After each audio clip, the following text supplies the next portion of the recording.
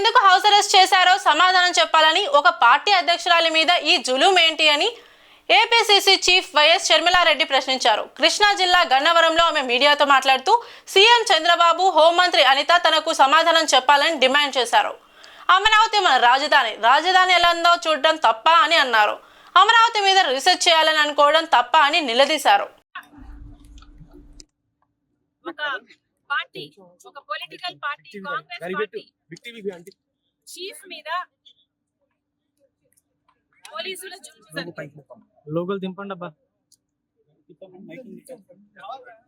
దీనికి చంద్రబాబు గారు, home minister గారు సమాధానం చెప్పాలి. ఈ జులుం మా మీద ఎందుకు జరిగింది? నన్ను హౌస్ అరెస్ట్ ఎందుకు చేయాలనుకున్నారు?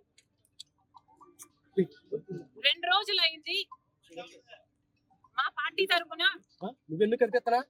మేము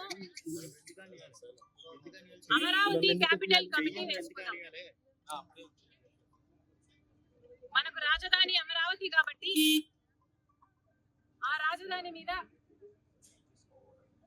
యాక్షన్ ప్లాన్ ఎలా ఉండబోవాలి, అమరావతి రాజధాని మీద రీసెర్చ్ చేయడం అయితేనేమి, యాక్షన్ ప్లాన్ అయితేనేమి, పార్టీ తరఫున మేము చేయాల్సిన కార్యక్రమాలు అయితేనేమి, అడగాల్సిన ప్రశ్నలు అయితేనేమి, ఇవన్నీ చూసుకోవడానికి కాంగ్రెస్ పార్టీ అమరావతి క్యాపిటల్ కమిటీని వేసింది. ఇది 28వ తేదీన వేశాము. ఉన్ననే ఉన్నారు. ఎన్నిసార్లు మేము బయటికి వెళ్తామన్నా హౌస్ అరెస్ట్ అని చెప్తూనే ఉన్నారు.